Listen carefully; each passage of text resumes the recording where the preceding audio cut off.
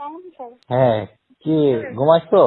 না স্যার, ঘুমাইনি, আমি আপনার জন্যই ওয়েট করতেছি স্যার। আচ্ছা, তাহলে বলো। তারপরে বাসায় আসতে অবশ্য আমি বাইরে ছিলাম। স্যার খেয়েছেন স্যার? হুম, স্যার কথা তো বলবো স্যার, ভয় লাগতেছে কথা বলতে। বলো, অসুবিধা নেই। স্যার ওই যে আমাদের আমি স্যার এটা টোটালি হ্যান্ডেলিং আমি করি না, প্রথম থেকে আমি করি না। আমি যা করাই উপর উপর করাই। এখন ওই যে আমাদের আপনি চিনবেন, আমাদের যশোরে ছিলেন না স্যার, 26 ছিল, এখন কুষ্টিয়া ডিবিতে আসছে স্যার। এখন ও তো আমাদের যশোরের ডিবিতে আসতে যাচ্ছে। এখন বিভিন্ন জায়গায় ও তদবির করার চেষ্টা করতেছে এবং ও আমাদের এসপি স্যারের সাথেও যোগাযোগ করছে। তা এসপি স্যার ওকে একটা অ্যামাউন্টের কথা বলেছে যে এই অ্যামাউন্ট দিলে ও আসতে পারবে। কত এসপি কত চাইছে? এসপি নাকি বলছে 30-এর কথা। হ্যাঁ, এসপি রে 30 দিতে হবে। হ্যাঁ, এসপি রে 30 দিতে হবে। তা ও বলেছে কি যে স্যার আমার যদি 30 থাকতো তাহলে তো আমি এখন মানে সিঙ্গাপুর থাকতাম, এই কথা বলছে সাব্বির। সাব্বির অনেক কান্নাকাটি করে বলছে যে আমার স্যার একটু যদি 15 মধ্যে করে দিতে পারতেন, এই কথা নাকি আমাদের এসপি স্যারকে বলেছে, আনিস স্যারকে। স্যার ও এটা সাব্বির ভালো হবে না। সাব্বির আমি চিনি, ও আমার কাছে ছিল খুব।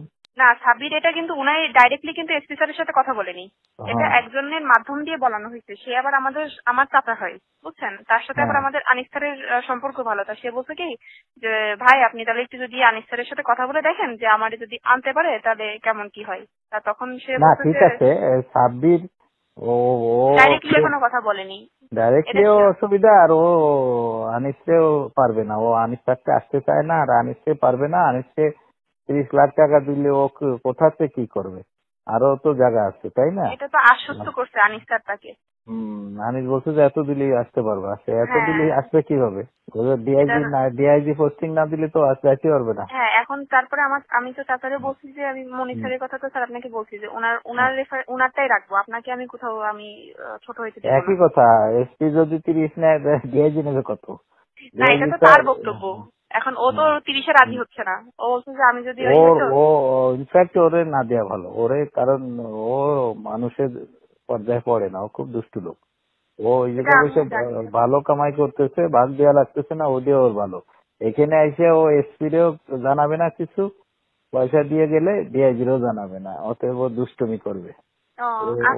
ও জায়গা যাওয়ার লোক আছে। আচ্ছা, হ্যাঁ, ও তো আসতে চাচ্ছে স্যার। ও হলো মুক্তিযোদ্ধার সন্তান প্লাস আওয়ামী লীগের লোক। আর সাব্বির তো আমরাও তোফায়েল ভাই আসুক, তোফায়েল দাও, তোফায়েল ভালো ছেলে, প্লাস সাপোর্ট দেওয়া। তোফায়েল আমার সাথে আছে, ওই এসপিরে বলে ওদের করা যাবে। তারপরে কোথায় কারো কি শালা এনে কেন করবে? তুমি ভালো থাকো, তোমার সাথে কথা বলি। হ্যাঁ, আমার ওই যে আমার ফোনে চার্জ নাই, যার কারণে আমার ফোনে যে চার্জটা আছে ওতে ভিডিও কল হবে না, অডিও কল হবে। অডিও হবে, ভিডিওটা আর আসবে না। তুমি শুধু আমার বেশি প্রশংসা করছো, তোমার করার সুযোগ দেওনি। তুমি অনেক সুন্দর, তোমার এই ফিগার অনেক সুন্দর। ফিগার নিয়েই পড়ে থাকলে আর কিছু আর বলবে না। হ্যাঁ, না, ফিগার অনেক সুন্দর, চেহারা অনেক সুন্দর, এত বড় টল ফিগার। আমার লম্বা মেয়েদের পছন্দ বেশি। হ্যালো, শুনছি। তুমি অনেক লম্বা না, তারপরে অনেক ভালো লাগছে, মানে অনেক ভালো লাগছে। এবার হবে, ওগুলো তো ছিল। এবার এনে রাখবেন। হ্যাঁ, আমি যখন যাবো তখন এনে রাখবেন। আর আমরা এবার লং টাইম একটু সময় কাটাবো, যাতে আমার যাতে আরো বেশি ভালো লাগবে। আসলে কি আপনাদের কিছু ছিল না, আমারও একটা খুব নার্ভাস হচ্ছিলাম যদি কোনো ভুল হয়ে যায়, একটা আমিও যেহেতু কোনো প্রোডাকশন ছিল না, আমি বারে ভাবছি যদি কোনো ভুল হয়ে যায় একটা টেনশন মাথায় কাজ করতেছিল। আর ওটা থাকলে আরো বেশি রিল্যাক্সে করতে পারবো। না, তারপরেও তুমি তো আমারে সুযোগ দিচ্ছ, বললে যে বাইরে ফেলি। হ্যাঁ, আমি আমার সেকেন্ড বারে কিন্তু আমার মোটামুটি হয়েছে। সেকেন্ড বারে আর ফার্স্ট বারে হলো তুমি তোমার টেকনিকে নিয়ে নিলে, তাই না, হাতে করে।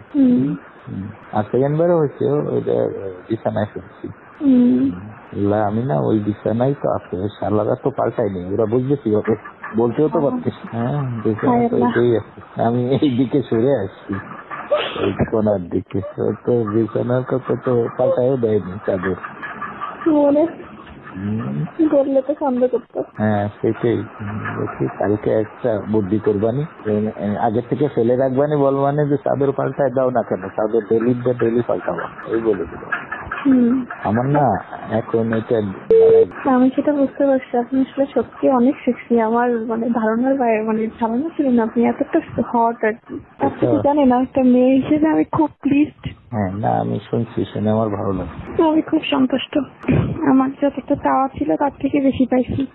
না ভালো, আমারও টেনশন কিছুটা কাজ করতেছিল যে আমার অনেক বয়স হচ্ছে, তুমি ইয়াং পারবে কিনা।